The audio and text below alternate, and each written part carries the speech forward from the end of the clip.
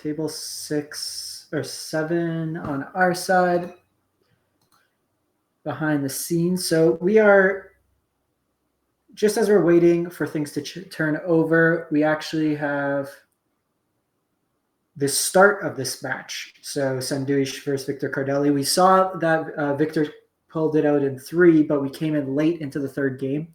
So we get to see the perspective of this game, which I think is actually very interesting. These are both really cool decks. And we see this Nylea's Presence, which I mentioned. So Domain's active now. Makes a Sun Petal Grove, Rainbow Land, Leyline Binding's 1. We got Fable coming down. Whole bunch of useful stuff here. So V Cardelli, he went first. He's going to win. All right. He's guaranteed to win.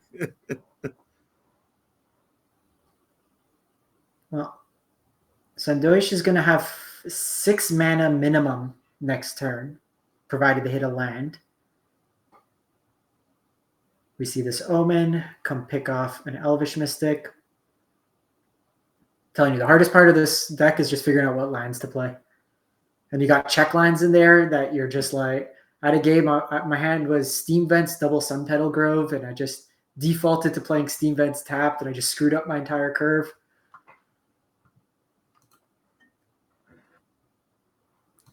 Uh-oh. All right, so Sandosh's version is actually the one playing Paradise Druid, which is interesting. Just another 2 mana ramp. You sometimes see a Sylvan Carry added in the Pioneer version, which we don't have yet. Yeah, now why not just run Llanowar Elf and Elvish Mystic and call it a day? I mean, that's 8 1-drops that give you mana. You want to go to 4/5 as quick as possible on curve. So if you get ahead, it also just lets you... You want to get Karn out early. You want to get that Cavalier out early if possible. The hands where you don't have Elf on 1 or just that Accelerant, if you're playing things on curve, you're usually too slow versus a lot of the other decks. All right, Storm in time. Don't you love when you tap 2 lands to cast your 6-drop? Right. So expert. You know, every time I tried to play Storm the Festival, I always whiff. You find your lands. It's like your Cocos. That's a draw 6 lands. Or look at the top 6 cards of your lands, shuffle them, put them at the bottom of your library. All right, so this is turn 4. And we've had so far 2 lands tapped to get a whole bunch of value. And then we see Portal come down for next turn. Uh-oh. This Skyclave Apparition, what are you exiling? Probably Karn, but will quickly be met with Portal. I think I'd like them to have a 4/4 creature rather than a Karn.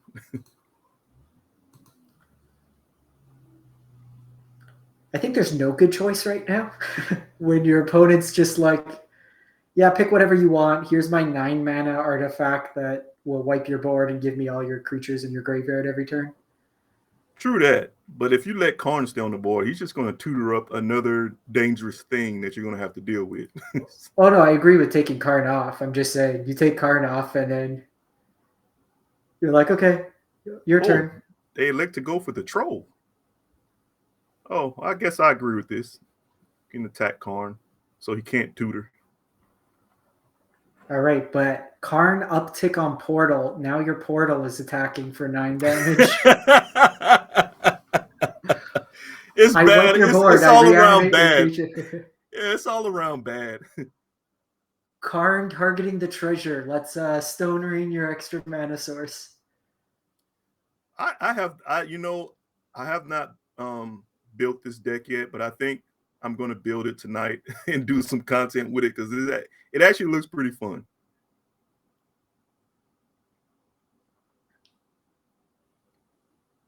So 3 lands, cast a 9 mana spell.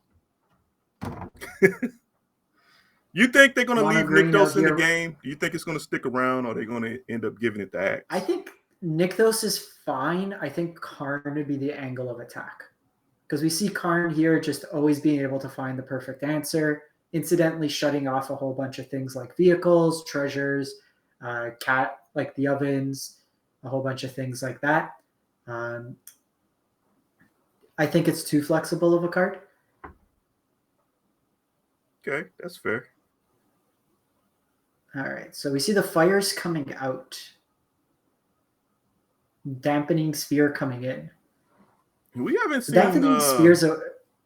We haven't seen enigmatic do too much yet, so yeah, let's hopefully see it come out. The games when enigmatic is out versus when it's not are like it's like the Nykthos situation. When you have it, you do stupid things. Like a thing you could do is say like Omen of the Forge, cast it, sack it to enigmatic, get back Renegade Rallier, get back your Omen of the Forge, kill another thing. I did that for Spirits, which felt great.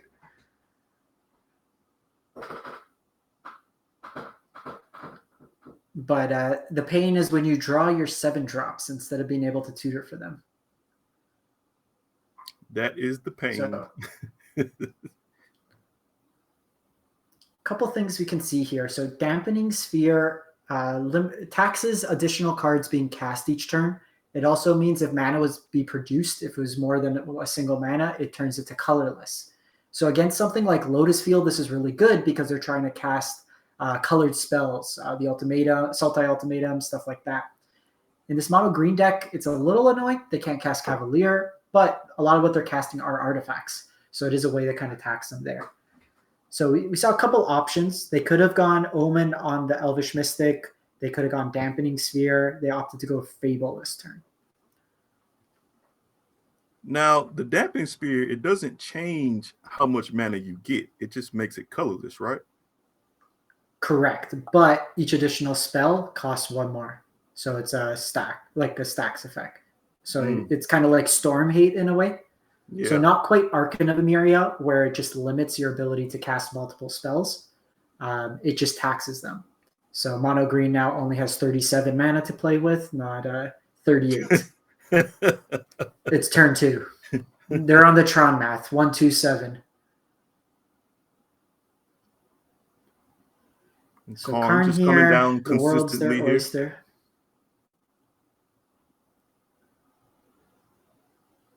We see the boat.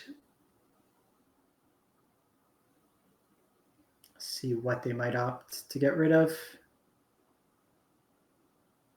Interesting. They get rid of the Titan. I think Titan has a lot of utility in this matchup. I think they're thinking is that they're probably not even going to get to casting the Titan. So, yeah, I guess the thought, because Karn's going to shut off these treasure tokens, which makes it a little harder.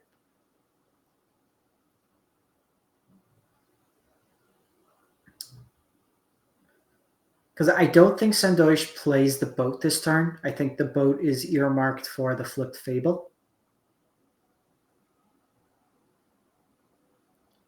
You can see Karn either... So they have a couple options. They could target Dampening Sphere and then shoot it with the boat, but they opt to go with the treasure. And we do see boat come down. So just wanting to keep Karn alive.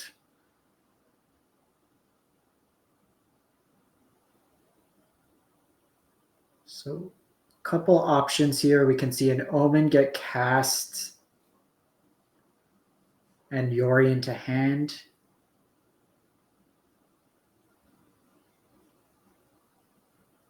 Neither of those are good in this situation. Renegade Rallier is more of a toolbox card. Still no enigmatic. You got 80 cards. It's always you got to remember, though, when you're playing an 80-card deck, you can never find the card you want. When your opponent plays their 80-card deck, they find their 2 of always within the first 7 cards. Yeah. If your name is LSV, you can play a 100-card deck and find whatever card you want, right? LSV was the first person I seen play a Urion deck like competitively, and it was amazing to me. I was like, how are you finding the cards that you need? Like it doesn't make any sense to me. Karn plus on boat, just value town here.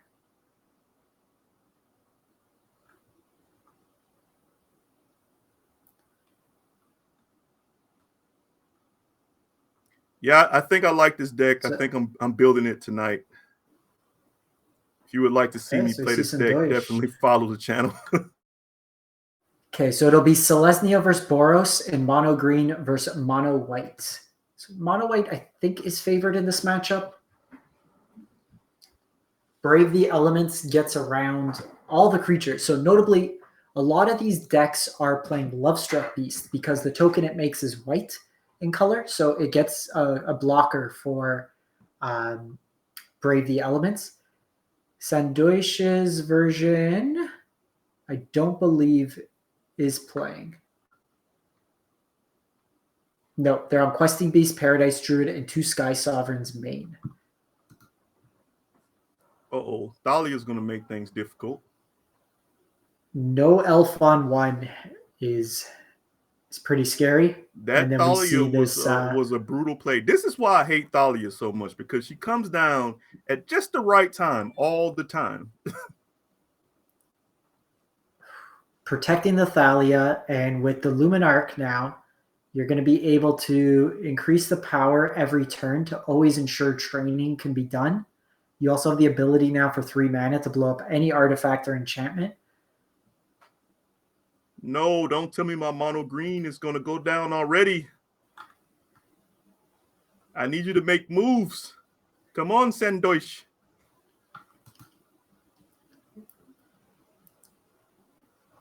So we can see the 4/4. So slow to roll a little bit.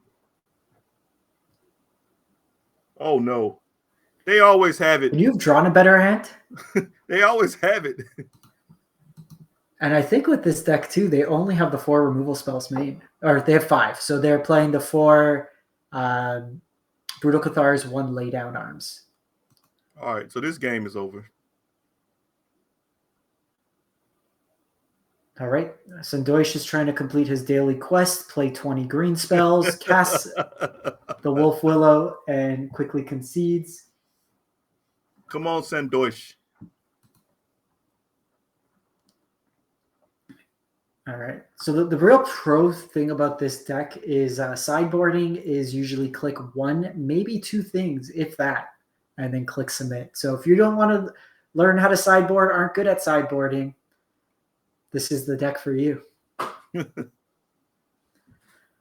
So seeing what mono white has access to in the sideboard. We'll likely see Redain come in here to tax the more expensive spells. Could see either the Laydown Arms to deal with some of their bigger creatures. However, Destroy Evil is probably more mana efficient to do so. Also have access to Dampening Sphere, as well as Portable Hole if they want to deal with some of the early elves. Controlling the elves early is a good way to kind of slow down them snowballing. I think what comes in, 2 Destroy Evils, 2 Dampening Spheres, and a Portable Hole. I would take out potentially the Laydown Arms and probably the Dauntless Bodyguards. Kind of go from there. We saw how good Thalia was that game. Yeah, Thalia was the big difference maker there. As she often is when she comes down in a specific type of situation. That was a big draw. Troll off the top. Otherwise, we weren't going to see really any play on 2 and potentially any play on 3. All right, Thalia not so great here. All right, so just troll into troll, doing great here. Yeah, Thalia not the threat that she was last game. This is part of the when you have the elf on 1 versus you don't have the elf on 1, it just worlds of difference here.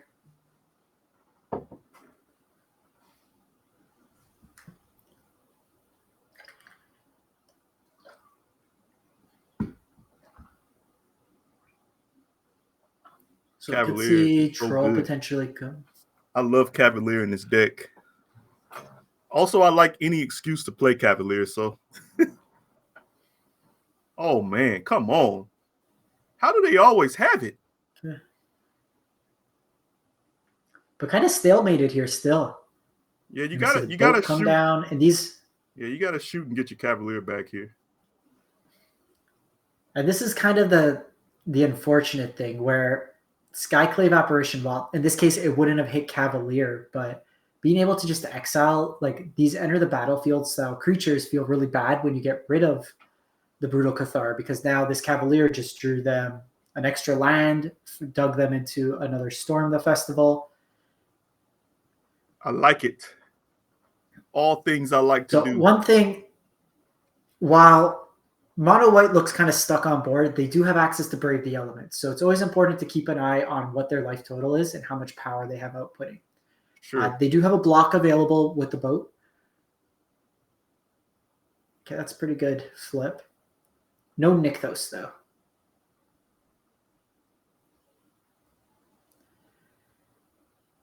So they're going to go boat here, probably take out Cathar, but notably this Hopeful Initiate. There's 2 counters, so boat's going bye-bye.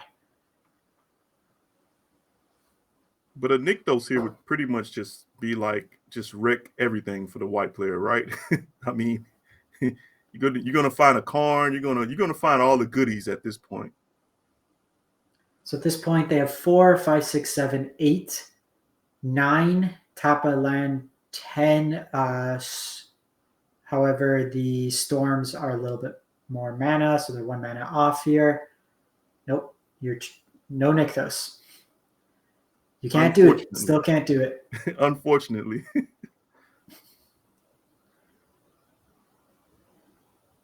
All right, now you can do it. You can tell Sandoish is so used to always having Nykthos. Yep. Wow. Still no Nykthos. That wasn't a great flip. Not even, and the big thing there, no 4-power creature or more, so not even a redraw. Interesting thing here, Sandoish opting to not cast this Elvish Mystic because it will flip the Brutal Cathar. Right.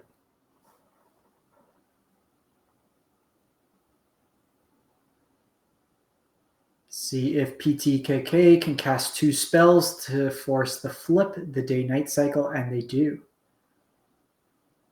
Okay, so PTKK is basically looking for Brave the Elements for the win. They should have enough power here. This is going to get rid of Cavalier. Sandoish's side of the board is green. Karn Nykthos. There you go. Now, what are you taking?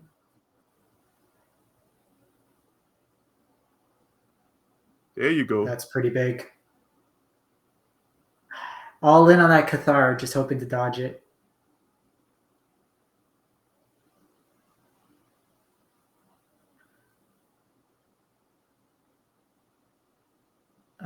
So Nykthos giving 16 mana from Nykthos. All right, Portal to Phyrexia time. I think it's about that time. Another Kiora in hand.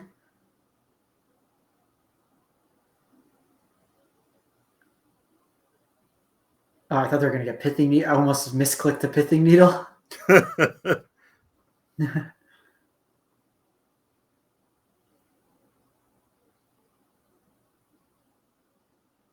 All right, so they could cast this other Kiora.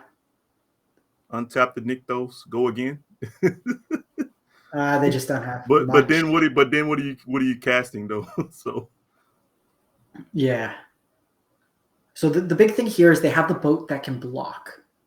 Brave the Element gives protection from a color. Artifacts, obviously, in this case, the boat being no color.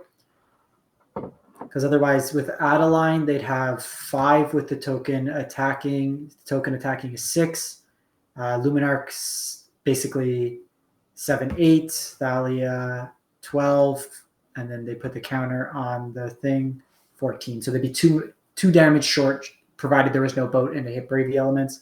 But too short. Mono Green. Mono Green's got to do the hard thing now. I'm a big fan of this green deck here, man. I'm definitely going to be playing this. They got to win on the draw.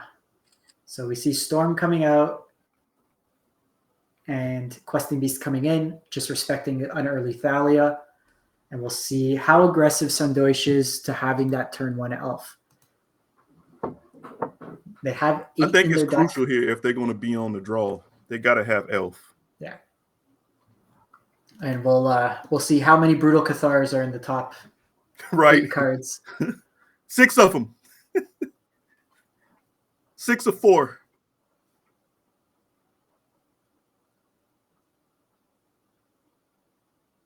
Oh no.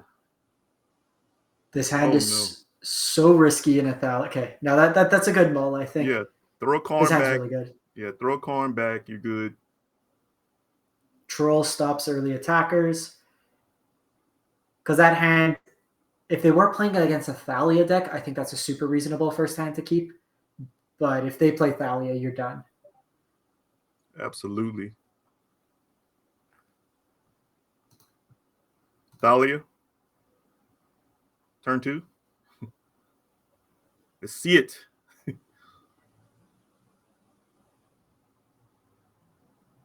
Oh no. No Thalia.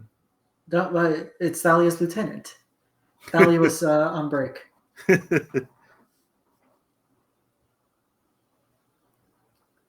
So Kiora's here is interesting. Now, what's the advantage of playing a Kiora here? I don't see the line here. It's a fog effect, and it makes your troll next turn draw a card. I'm just thinking, is there a world where this Kiora dies? So if they go Adeline here, it gets the Thalia's Lieutenant up to, it's basically 5 damage that can be dealt. This also happens to get around the Thalia attacks.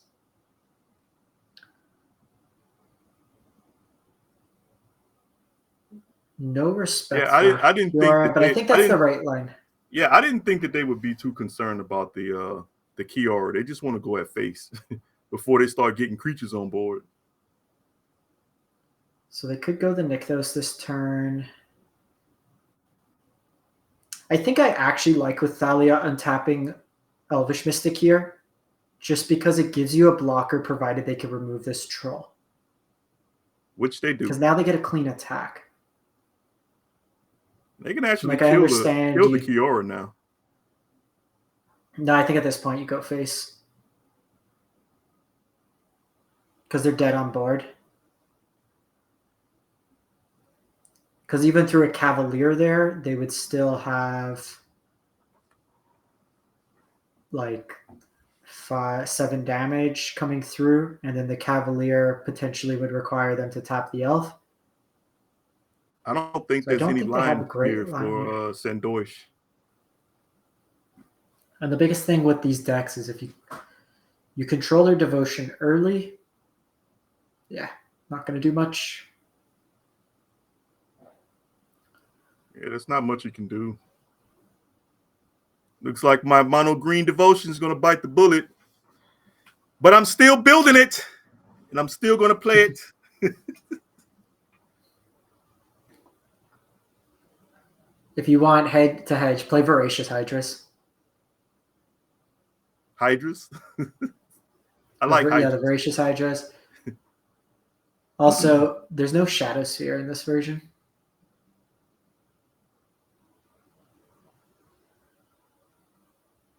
Okay, so what they can do is the Might can block Thalia, which would gain them 2 life, but they're still dead on board to 8 damage. First strike damage coming through first. They would somehow need one of these other creatures with 3 power to get first strike magically, which is not possible.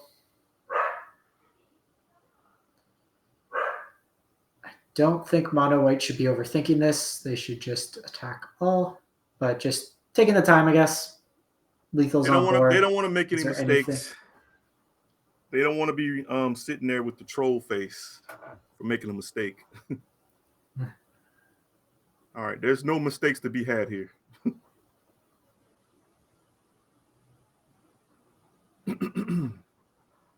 All right, and mono white coming through will be one of our finalists, and we're gonna see what they're gonna be playing against, either Boros Prowess or Angels. We got the Wander versus Basri Ket. Basri's on the wrong side. Should be rocking the white weenies. Right. All right. Mono white on the play, but no Thalia.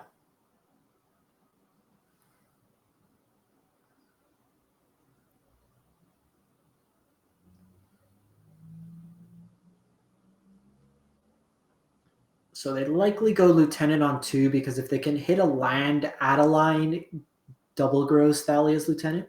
We see the Hoplite here, 1 mana, 1/2 that gets a counter.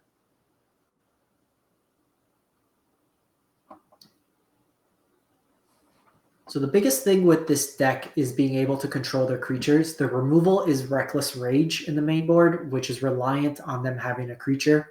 Unfortunately, the removal in this deck is not at instant speed, so you can't interact with it on the stack to get rid of their creature. They also have a lot of protection effects in like God's Willing, stuff like that. So taking a look in the main board, they're going to have access to 4 God's Willing. They can do trample damage with Invigorated Rampage or Ancestral Anger. Their only removal is the Reckless Rage. We see the God's Willing here coming down. Gotta have it for that Brutal Cathar that's always, the opponents always have.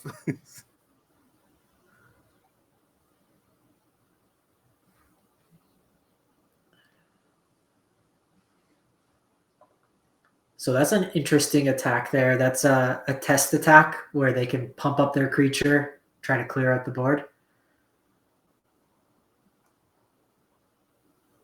A cool interaction here is with Thalia's Lieutenant dying, you can get it back with Extraction Specialist and then pump your team some more.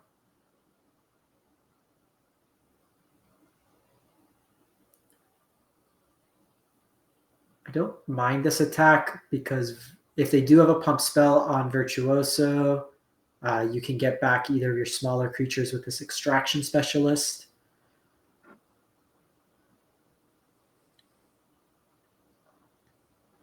Connive here will let them shape up their hand. And are they on Brave the Elements is the question.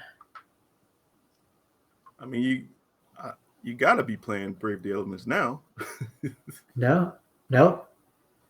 They were just like, Explorer Anthology 2 does not exist. The only thing I wanted was my 4 Battlefield Forge, and that's all I need. I guess in this deck, because some of your creatures are red, God's Willing does a better job there, whereas Brave the Elements is specific to white creatures you control. So it's a little bit more narrow. I learned that the hard way when I tried to attack with the Mutavault and thought I got protection. Nobody has time to read their cards. No, not when you're playing white weenies. It's just, I don't care what you're doing. I just know what I'm doing.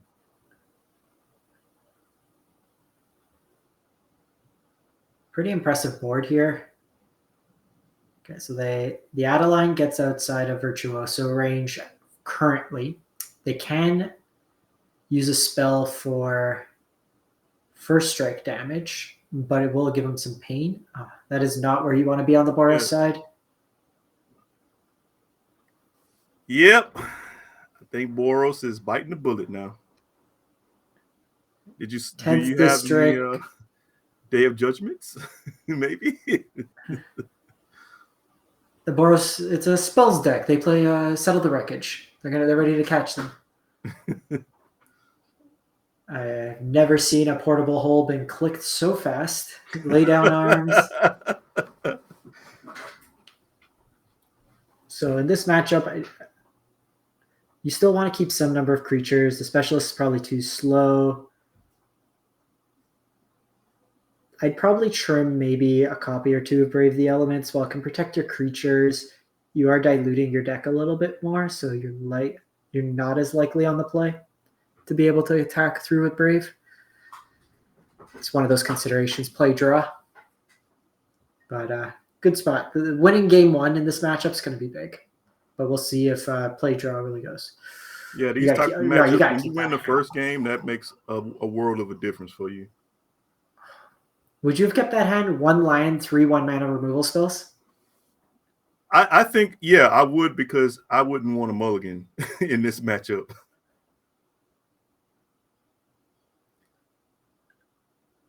All right, so threat 1 dealt with. We have Thalia coming down on 2.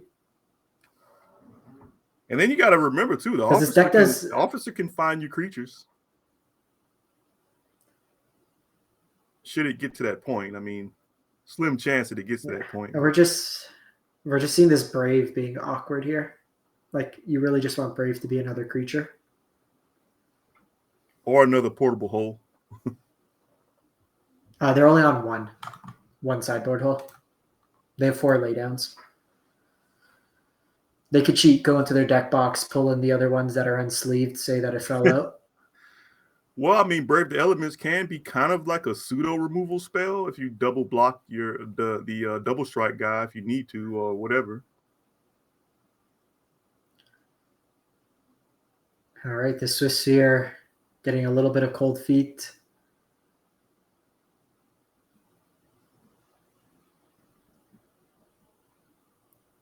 Oh no, another land here is just not good. How many lands are they on? This feels like is the officer's is the officer's ability, is it an instant speed ability? Yeah. 4 mana, can activate at any point. All right, that's good. Oh no.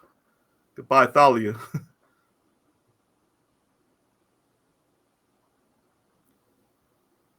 So patience. This is becoming Boros control versus mono white ramp.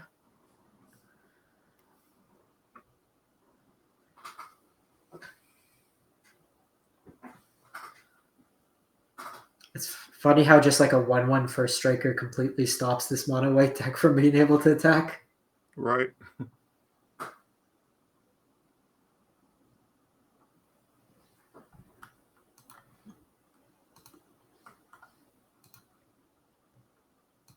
So Defiant Strike will cycle, draw a card here. And at this point, Boros might be able to just kind of churn through value. Boros has a lot of cards that just replace themselves, which gives them quite a bit of utility. This Ancestral Anger with the double strike is going to give trample. Mono White's not very good at blocking. They're very good at attacking. You know, these types of decks, I'm never really that good at playing because I never draw relevant cards. When I play cantrip spells, I tend to draw lands, and it makes me upset. These decks are usually a kind of... I don't enjoy playing them because I don't like having half my deck be useless should I not have a creature. And it's a bit ambitious playing into like... Even though Rakdos had a really poor showing today in terms of win rate, it's a very popular deck. People love their Fatal Pushes. Like Jund in older formats. It was very similar with the Auras deck in Historic. It can do ridiculous things, but I lost too many MIQs to drawing Spirit Dancer and then nothing but lands, or having a handful of Auras and no Spirit Dancer style effect. I have a buddy who's why is he not laying really down good at these arms on this guy here? I think I would just be like, I want to get this out of here. Yeah. Lay down sorcery speed. Yeah, I know. That's what I'm saying. I'm surprised he didn't use it on his turn. Because now you can use a Brave and try to block, but if they give it protection, then you're going to eat all this damage. Yeah. So they're going to go protection here. Invigorating Rampage +4. All right, so this is assemble your own Embercleave at home, Illuminator Virtuoso. And shout out to Sandoish for the big raid. Thanks for participating today. Nice top 4 finish. Almost brought it home with mono green. Stacks believed in you. I wanted to see you at least make to the finals, and then my Angels went out. But I'm going to build your deck, buddy. I will do you honor.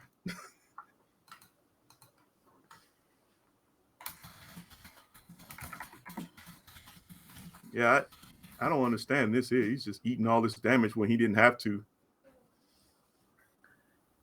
Like, at this point, you can't be scared of a God's Willing style effect. If anything, they do it on their turn. So The flip side is they do God's Willing on their turn and just attack in anyways. Right. Mutavault's pretty decent here. So I guess that kind of eats it up. There are other creatures. It's a little bit of an ambitious attack. They have Swiftspear and they have 10th District Legionnaire, both that have the ability to gain haste. We see Swiftspear here.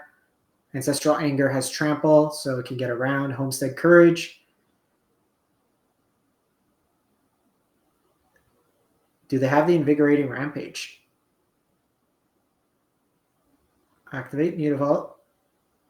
Don't do the creature token. Don't do the creature token. Oh no. Now you're dead to the.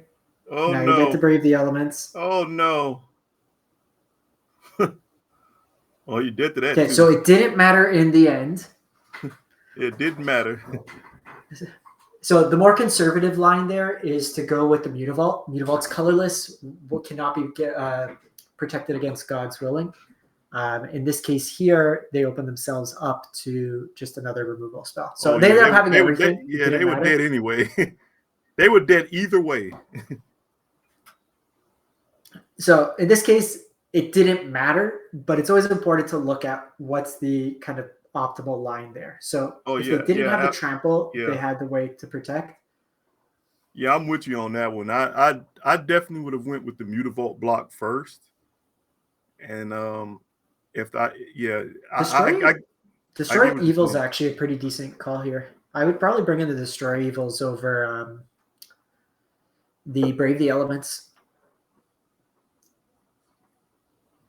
A lot of their creatures are they're naturally 1/2s in a lot of cases. Okay, no lands. They're 1/2s that get to be like 12/11s. Yeah.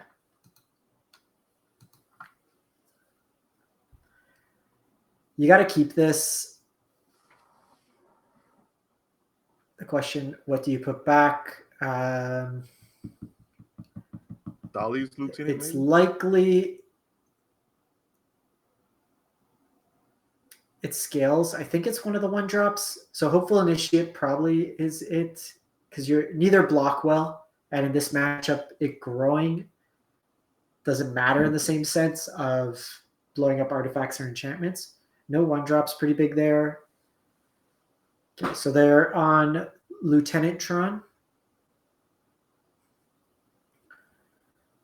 Rending Volley is a card that came in with the anthology, and I think it's a great addition to the format. Clean 1-mana answer for these white decks, and blue decks can't be countered, so you can pick off all those pesky spirits. Whew, missing line drop there. Also kills Haughty Jin, right?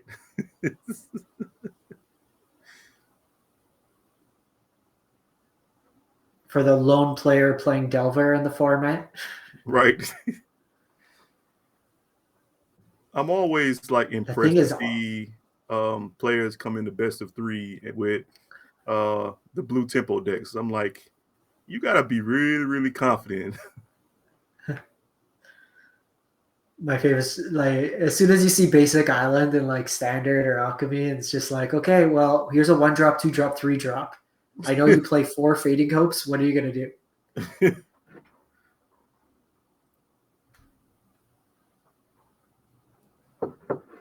All right, so we saw Reckless Rage come down.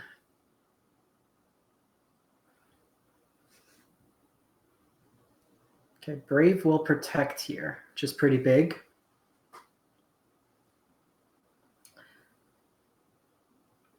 This matchup's actually got a lot of interesting timing of things, where they do it on the opponent's end step, so at least they don't have protection on their turn from red, so blocks aren't out of the question.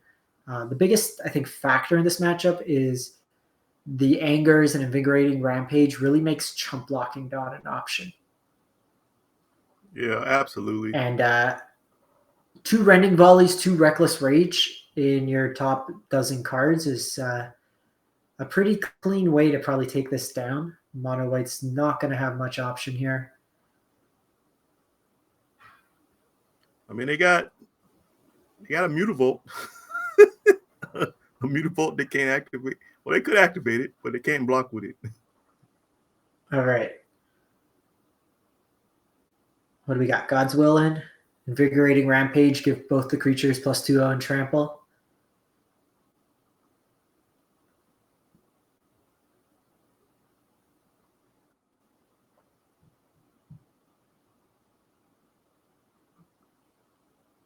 Okay, see Mutavault down.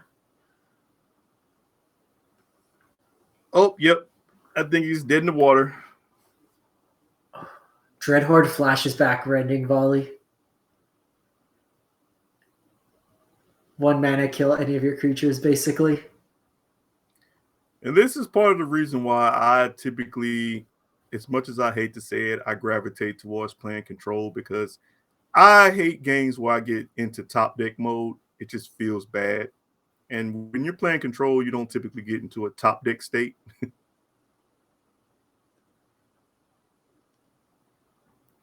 Well, that's because I try to kill them when I still have cards in hand. You can't top deck if you're already dead. So what's the quickest path to victory? Killing the opponent. So you can double block on the Hoplite potentially. Pro white on the Dreadhorde Arcanist.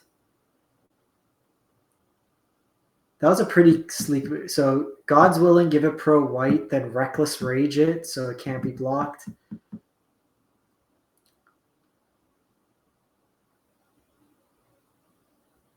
And this is I sometimes like seeing these white-based creature decks play 2 copies of Settle. I've seen it in Angels decks in the past.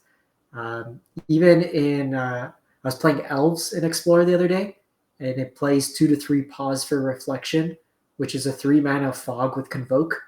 So you can basically hold your Elves back, let them attack all, you fog for the turn, and then you overrun them.